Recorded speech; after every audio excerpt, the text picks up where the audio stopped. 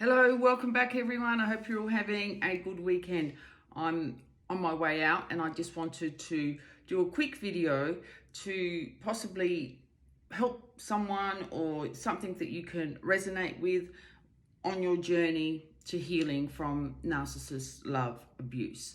So today we're going to look at what the narcissist hates about you. What the narcissist hates, first of all, is your confidence. Now, they're attracted to that at first when they meet you because they're going to snatch it away from you. They're going to make it theirs. They hate it if you are successful. They also hate you when you start to say no, or when you start to demand more in the relationship. They start to hate you when you make it more difficult for them to have peace and quiet. In other words, just letting them do whatever they want, and then they just turn up when they want, say very little, don't really contribute much, and it's all good because guess what? You should be really happy because you're in a relationship with them. And you're not, because you're going to want standards. So they start to hate you for that. They start to hate you if you show your vulnerability and if you want to talk. Possibly they'll even just hang up if you start to get emotional in any way. They don't like anything like that. They don't like it as well when you say, why? Why did you do that? Why did you hurt me for? That triggers their shame, and then to counter that, they'll go straight into the defenses: pride, arrogance, silent treatment. Narcissists hate it when you don't need them. They really do hate your independence, and they hate it when you don't chase them. What you need to know is that when you meet the narcissist, they know way more about you than you know about them.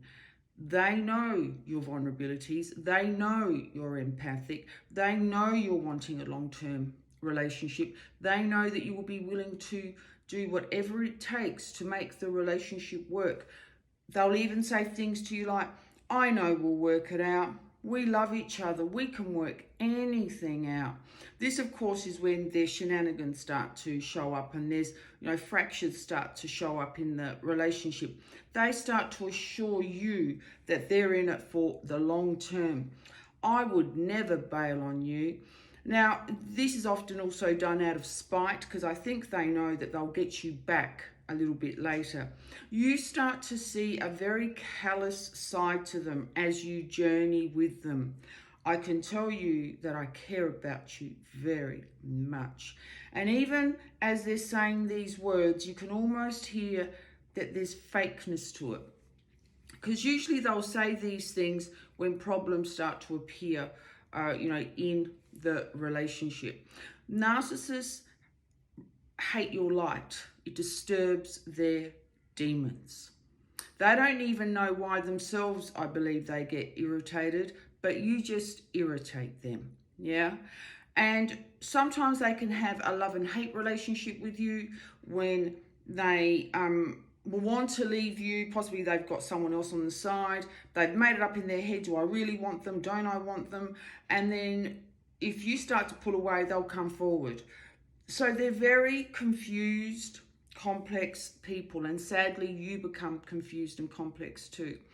It is not unusual for targets and victims to end up hating them for what they've done, but it goes even deeper than that. We end up hating them because we have absorbed their energy, their hate. And this is why you must start to separate and get rid of these toxic trauma bonds that are keeping you attached to them, and don't absorb their energy as yours. Hate is a very strong negative emotion, and it will keep us trapped to the perpetrator. Yes, hate can serve as a defense mechanism to make us not collapse sometimes, but not when it is ongoing. Not when it is ongoing. And this is why we say to forgive. Now, someone wrote today a comment about how can you forgive someone who has done terrible things? And absolutely, as you know, children have experienced terrible things, and you know, you become adults and then there's more terrible things. I keep forgiveness in this context. Forgiveness to me is accepting that it was done, accepting it, doing whatever work needs to be done to clear, heal this trauma, integrate it. We have to integrate it, you know, into our body, that it did occur, without having those memory triggers of hate. Forgiveness is acceptance that it has occurred. You've made peace with it. You do not need to possibly speak to the perpetrator again. Whether you do, whether you don't, does not involve the other person. It involves you. Now, once you have accepted that it did occur, once you have accepted that, and once you have worked through whatever it is with with the grieving that you need to do, then you can let it go. But without acceptance, we cannot let it go. And then that continues to plague us because we are carrying that in our memory system, in our vibration still, because we have not processed the hurt. Now, I do hope that this has helped you, and this is why it is important you make peace with whatever has happened to you in regards to narcissist abuse, narcissist love abuse, because if not, sadly, you can continue to attract more because of the vibration, you know, pain that is sending out an energy frequency, and we are still feeling them in our body. You see, they need the light. They need light. So that's why they come and they steal it from us. Now, as they're doing that, they're giving us their stuff. This is why you can continue to see them thriving sometimes, even after you have left them. And that's why we have to cut off those energy portals to them.